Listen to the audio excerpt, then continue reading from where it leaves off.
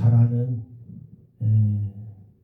씨 뿌리는 비유에 대해서 마태, 마가, 누가 나타나 있는 씨 뿌리는 비유에 대해서 우리가 너무나도 잘 알고 있잖아요. 너무나도 잘 알고 있으면서도 또 거기에 빈틈이 있는 부분이 있는데 오늘은 씨 뿌리는 비유의 말씀을 우리가 함께 생각하려고 합니다. 오늘 말씀에 보면 하나님의 말씀이 씨가 네 종류의 밭에 떨어집니다. 이 네 종류의 밭은 우리의 마음이라고 성경은 그럽니다. 그래서 하나님의 말씀이 우리의 마음 밭에 떨어지는데 우리의 마음의 밭이 네 종류라고 여기에서 말씀을 하는 거예요. 그럼 여러분 한번 우리가 하나님 말씀을 생각을 해보면서 다시 우리가 점검하는 그런 시간이 됐으면 좋겠습니다. 하나님 말씀을 듣는 것이 매우 중요하다. 말씀을 듣는 것이 들음의 중요성을 우리가 기억해야 됩니다. 왜 그러냐면 말씀을 우리가 들어도 어떤 사람은 들었다고 하는데 어떤 사람은 듣지 못했다고. 똑같은 장소에서 똑같은 사람이 똑같이 얘기했음에도 불구하고 어떤 사람은 듣고 어떤 사람은 못 듣는 부분이 있어요. 그래서 우리가 다 살면서 체험하잖아요. 그렇기 때문에 듣는 것의 중요성을 가지고 잘 들어야 된다. 그래서 그런지 예수님이 말씀하시고 나서 종종 그러잖아요. 귀 있는 자는 들을지어다. 아마 잘 못 들어서 그러는지 아니면 듣고도 잘 깨닫지 못해서 그러는지 우리가 한번 듣는 것의 중요성을 여러분이 기억하시면 좋겠습니다. 믿음은 들음에서 나며 들음은 그리스도의 말씀으로 말미암는다 하는 말씀도 우리가 기억했으면 좋겠습니다. 또 하나 우리가 오해하는 부분이 하나 있는데 뭐냐면 조금 들으면 우리의 믿음이 조금 생기고 많이 들으면 믿음이 많이 생긴다는 오해를 또 우리가 가질 수 있어요. 물론 조금 듣는 것보다는 많이 듣는 게 확률적으로는 낫겠죠. 그렇다고 해서 많이 듣는다고 해서 많이 깨닫고 조금 듣는다고 해서 조금 깨닫고 그러지는 않는다 하는 거예요.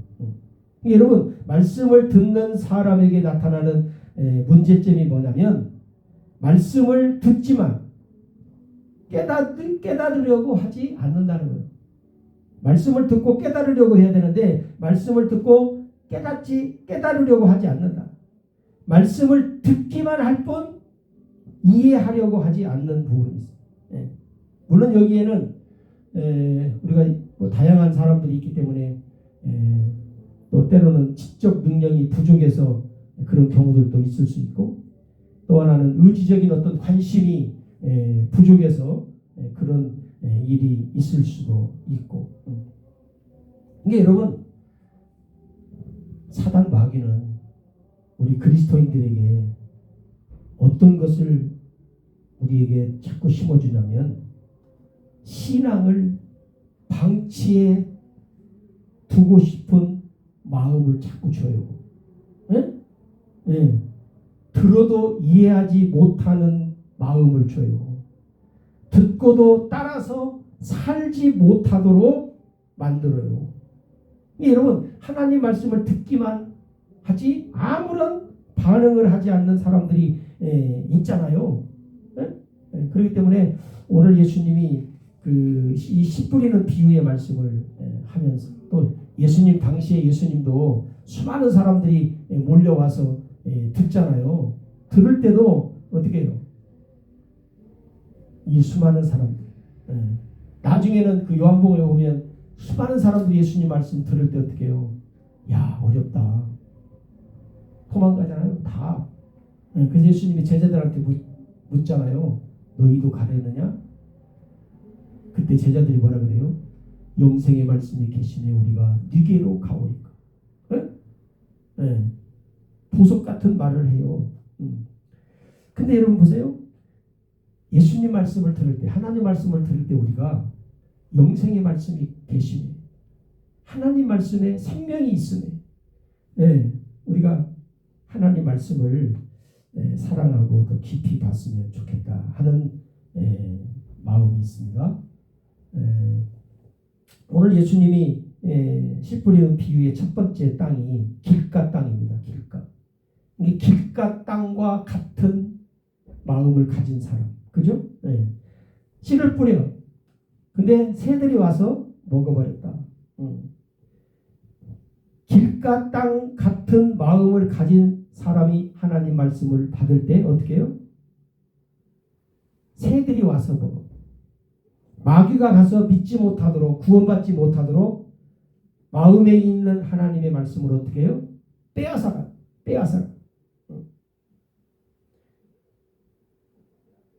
여러분, 마귀가 하나님의 말씀이 우리 마음속에 뿌려질 때 가져간다는 거예요. 여러분 이 사실을 알아요? 마귀가 여러분들의 마음에서 하나님 말씀을 가져가는 것을 여러분이 아냐고. 오늘날 우리가 오해하는 경우가 많은데요. 뭘 오해하냐면 하나님 말씀을 들었어. 귀로. 들어. 그러면 이 귀에는 있어요. 근데 마음에는 뭐예요? 마귀가 이미 가져갔어요. 여러분 우리가 열매를 얘기하지 않을 수 없는데 하나님 말씀을 듣고 하나님 말씀을 따라서 반드시 하나님의 말씀에 뭐가 있어야 돼요? 열매가 있어야 돼요. 그런데 우리는 열매가 맺힐 때까지 기다려요. 언제? 1년, 10년, 20년, 30년. 왜? 때가 되면 열매가 맺히겠지. 물론 때가 되면 열매가 맺히는 일이 30년, 50년, 100년 후에도 열매가 있을 수 있지만 지금은 아무것도 없다는 것은 말이 안 되는 거예요. 하나님의 말씀은 지금도 열매를 맺이하고 1년 후에도 맺이하고 10년 후에도 맺이하고 100년 후에도 맺이하고 하나님의 말씀은 열매를 맺어야 돼요. 근데 왜 열매가 없냐면 마귀가 가져가 버려요. 내 귀에만 있어. 이게 착각 속에 사는 거죠. 마귀가 열매를 맺지 못하도록 하고 있다고 하는 이 사실을 우리가 아는지 잊고 사는지 몰라도 자꾸가 깜빡 속고 살아요. 여러분 이스라엘 백성들이 광야 40년 동안 열매 맺지 못하고 살잖아요. 열매 맺지 못하고 살아요. 여러분 그리스도인들에게는 반드시 열매를 맺어야 돼요. 열매가 있어야 돼요. 열매 없는 나무는 어떻게 하겠다노? 찍어서 불에 던지겠다. 여러분 하나님 말씀을 듣는 사람들이 마귀에게 빼앗기지 않으려는 경계심이 있어야 돼요. 깨어 있어야 돼요. 그래서 왜냐하면 마귀는 우는 사자처럼 삼킬 자를 찾고 다니잖아요. 편히 쉴 곳을 찾고 다니잖아요. 마귀는 예수님에게도 와. 하나님의 아들 예수님에게도 와서 예수님을 어떻게 해요? 시험해. 그때 예수님이 어떻게 해요? 야, 하나님의 말씀으로 이기잖아요. 육신의 떡으로 사람이 살기도 하지만 사람은 육신의 양식만이 필요한 게 아니라 하나님의 말씀도 필요하다. 하나님의 입으로부터는 모든 말씀으로 우리가 산다. 왜? 하나님이 열매 맺게 해주지 아니하시면 열매가 없기 때문에. 그렇기 때문에 여러분 하나님의 말씀으로 삶을 다시 한번 우리한테 상기시켜 주는 거예요. 그 다음에 두 번째는 여러분 돌땅이에요. 돌땅. 기쁨으로 받으나 고난이 올 때에 넘어진다. 열매가 없다. 말씀을 듣고 모르겠어요. 왜 기뻐했는지. 종교 종교적으로 기뻐했는지 아니면 뭐 학문적으로 도덕적으로 뭐가 좋았는지는 잘 몰라도 나름대로 다 좋았다는 거예요. 좋았으면 그게 끝까지 좋아야 하는데 일시적으로 좋았다가 마는 거예요. 일시적으로. 영혼의 기쁨을 가져야 되는데, 영적인 기쁨을 가져야 되는데, 구원의 새 생명을 얻어야 되는데 그러지 못한다는 거예요. 이 말은 뭐냐면 하나님의 말씀을 깨닫지를 못하는 거예요. 예. 우리가 흔히 뭐 수박 겉핥기식으로 안다라고 하는데, 수박 겉핥기식으로 아는 사람들이 바로 이 돌담 같은 마음을 가진 삶을 사는 사람들. 말씀으로 살다가 고난이 온다는 거예요. 믿음으로 살다가 고난을 만나게 되면 어떻게 해요? 믿음은 반드시 어떻게 해요? 승리해. 하나님의 생명은 반드시 승리를 내. 하나님의 은혜가 있는 곳에 하나님의 역사가 있는데 반드시 승리가 있어요. 그런데 고난이 올 때 넘어지고 열매를 맺지 못하는 것은 하나님의 말씀이 주는 영적 가치가 무엇인가? 네? 육적 가치 때문에 영적 가치를 버리는 거예요. 물론 신앙이 어리면 그럴 수도 있고 분별하지 못하면 그럴 수도 있죠. 근데 오늘 우리가 이제 새롭게 시작하는 여러 가지 일들 앞에 다시 한번 여러분들이 영적 가치와 육적인 가치 속에 우리가 혼돈하지 않았으면 좋겠고, 이제 더 이상 육적인 가치와 영적인 가치 속에 선택하는 선택이 언제까지 육적인 가치를 선택하면서 살 거냐. 그리고 마지막 날 되면 내가 잘못 살았구나. 자기가 처음부터 그렇게 해놓고 내가 그렇게 해놓고 아닌 것을 알면서도 해놓고 왜? 여러 가지 이유를 대면서 핑계를 대면서 해놓고 우리는 항상 후회 속에서 후회 속. 성경에 보면 우리가 회개하라 천국이 가까웠다. 회개.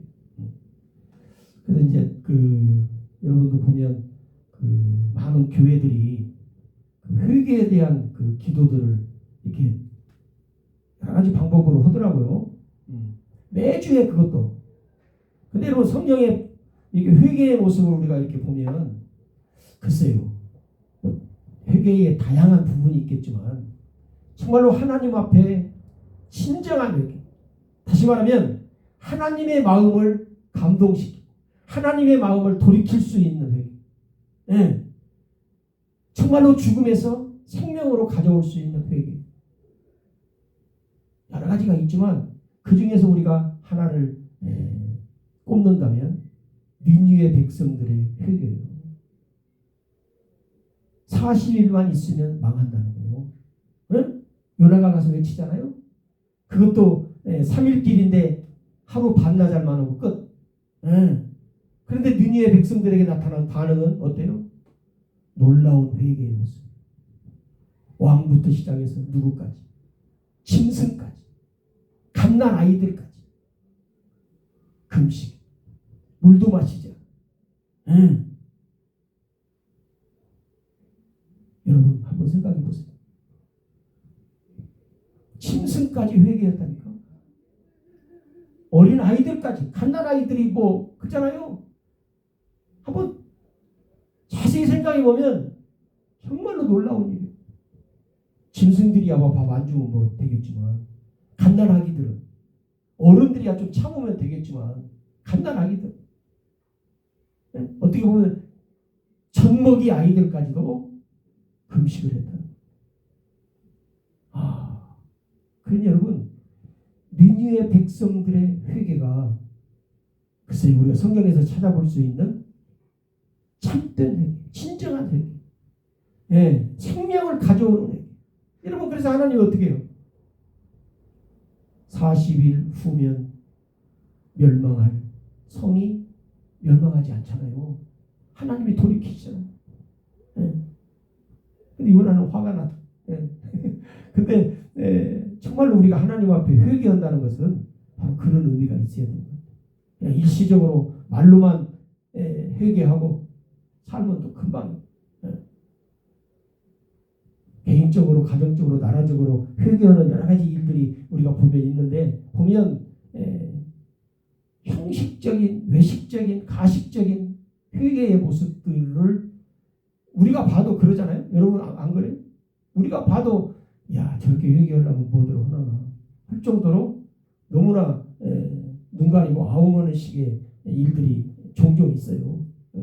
그러나 여러분, 하나님의 말씀 안에서 우리가 살 때 바로 그런 거예요. 육적인 가치에 영적인 가치가 밀리지 않아야 돼. 그런데 세상 것이 잠시 있다가 없어질 것이, 영원한 것을 지금 물리치고 살잖아요. 우리는 세상적인 것에 밀려서 지금 계속 살잖아요. 퇴보하면서. 하나님이 능력이 있고 권세가 있다고 하는데 잠시 있다 없어지는 권세와 능력에 밀려, 육적인 것에 밀려, 세상적인 것에 밀려. 왜 그럴까요? 왜? 하나님의 말씀은 살았고 능력이 있어서, 권세가 있다고 했고 능력이 있다고 했고 그 어떠한 것도 하나님의 말씀을 대적할 것이 없다고 했는데 밀려. 왜? 우리가 가진 것이 뭐예요? 하나님 말씀이 아닌가 봐요. 그죠? 하나님 말씀으로 무장을 안 돼 있나 봐. 이게 밀리지. 여러분, 이스라엘 백성들이 블레셋과 싸울 때 골리앗의 등장 앞에 이스라엘 왕부터 시작해서 장군들까지 군사들까지 쥐죽은 뜻이 있습니다. 골리앗이 아침 저녁으로 나와서 이스라엘 백성들을 욕해도 아무 말하는 사람이 없어요. 이때 여러분 보세요. 소년 다윗이 아버지 심부름 때문에 와요. 그리고 그 소리를 들어요. 소년 다윗의 마음에 분이 생겨요. 왜? 할례받지 않은 저 개같은 인간들이 감히 거룩하신 하나님의 백성을 욕하고 저주하고 비난하고, 근데 우리 백성들은 가만히 있네. 군인들은 화가 나. 그래서 여러분, 다윗이 나가잖아요. 왜 나가요? 하나님의 말씀. 그래서 그러잖아요. 골리앗 앞에 섰을 때 다윗이 너는 창과 칼과 무기로 나한테 오지만 나는 왕군의 여호와의 이름으로 내가 너한테 나간다. 그게 뭔 말이에요? 왕군의 여호와의 이름으로. 하나님이 살아계신 능력의 하나님, 권세의 하나님, 능치 못함이 없으신 하나님의 이름으로. 예수님이 우리에게도 그랬잖아요.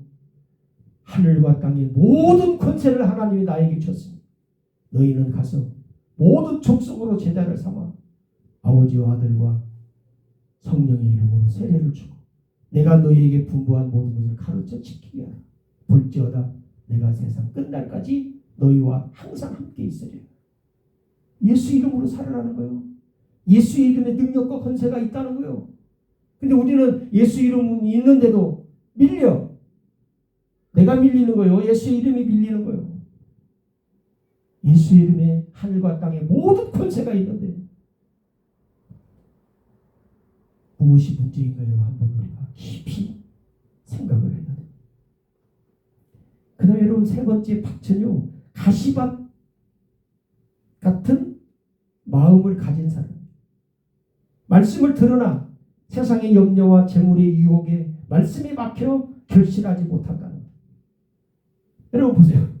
하나님의 말씀은 영원한 말씀 아니에요.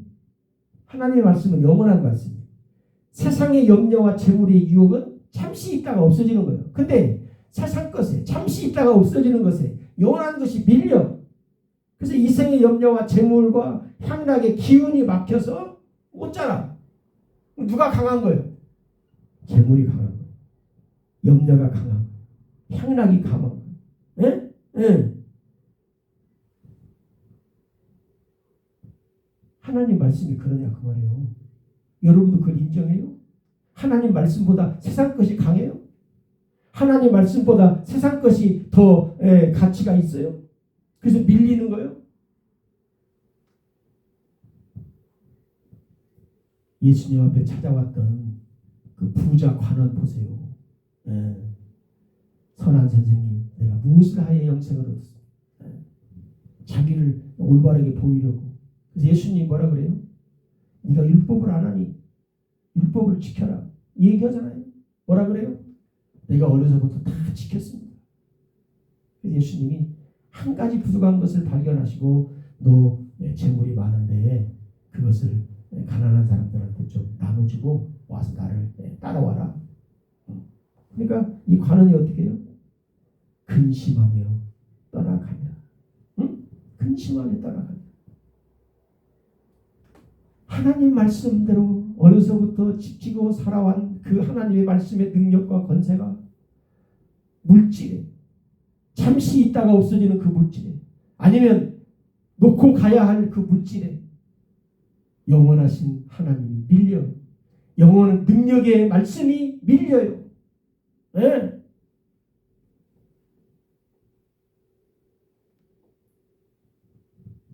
소돔과 고모라 성 안에 들어갔던 롯도,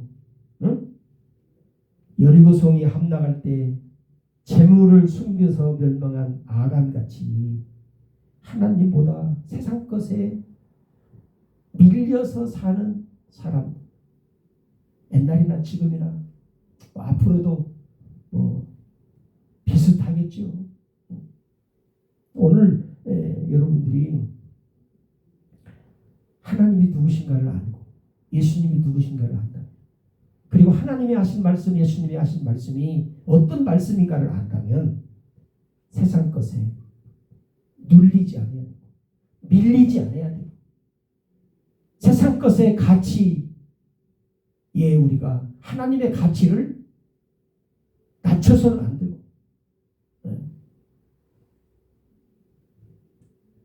그래서 여러분, 우리가 겉보기에는 그럴싸하게 살아도 엉터리가 많잖아요. 그래서 예수님이 뭐라 그래요? 롯의 철을 기억해라. 롯의 철을 기억해라. 소돔과 고모라 성 나올 때 뒤를 돌아보지 말라고 하는데 뒤를 돌아봐. 소금 기둥이다. 롯의 철을 기억하라. 세상 것에 우리가 살아가는 삶, 뭐 여러 가지 말들이 있는데 여러분들이 많이 아니까. 그래서 여러분 세상 것에 우리가 하나님 말씀이 밀리지 않아요. 뒤처지지 않아요. 약하지 않아요. 근데 우리가 왜 그렇게 만드냐 그 말. 그렇게 만드냐. 마지막으로 네 번째 밭은 옥토, 좋은 땅. 착하고 좋은 마음으로 말씀을 듣고 지키어 인내로 결실하여 30배, 60배, 100배의 결실을 한다. 여러분 이 착하고 좋은 마음이 어떤 마음이에요? 우리는 악한 마음이에요. 착하고 좋은 마음은 하나님이 주신 마음이래야 돼. 하나님이 주신 마음. 하나님이 주신 마음이 어떤 마음이냐면 신명기 30장 6절에 보면 하나님이 우리에게 주신 말씀이 있어요. 그 말씀이 뭐냐면 할례의 마음. 내가 너와 내 자손의 마음에 할례를 행했어.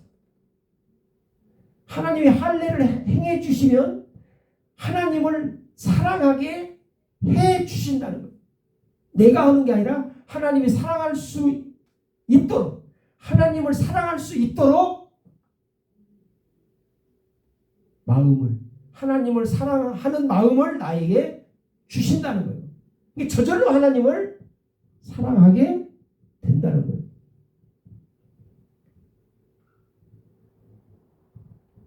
마음을 다하며 뜻을 다하며 힘을 다하고 목숨을 다해서 하나님을 사랑하고 이웃을 사랑하라. 이것이 이제 그 율법이잖아요. 근데 우리가 마음을 다하고 목숨을 다하고 힘을 다하고 뜻을 다해서 하나님을 어떻게 해요? 물론 한다고 하죠. 한다고 하지만 한계에 머물러. 하다 지쳐. 근데 여러분 신명기 30장 6절의 말씀을 보면 하나님이 할례의 마음을 통해서 하나님을 사랑할 수 있는 마음을 주어서 하나님이 그 마음을 착하고 좋은 마음을 줘야 그 마음 가지고 산다는 거예요. 로마서 2장 29절에도 마음의 할례를 받으라. 마음의 할례를. 사도행전 7장에 보면 스데반 복음 전할 때 이스라엘 백성들한테 그러잖아요. 목이 곧고 마음과 귀에 할례를 받지 못한 사람들아. 네? 그게 막 똑같은 민족이지만 화가 나가지고 스데반을 죽이잖아요. 사도행전 13장 22절에 보면 다윗을 만나니 내 마음에 맞는 사람이라. 사도행전 17장 11절에 보면 베레아 사람들은 간절한 마음으로 하나님의 말씀을 받았다. 그러니까 여러분 좋은 열매 30배, 60배, 100배의 열매를 맺는 것은 내가 맺는 게 아니고 누가 맺어요? 하나님께서.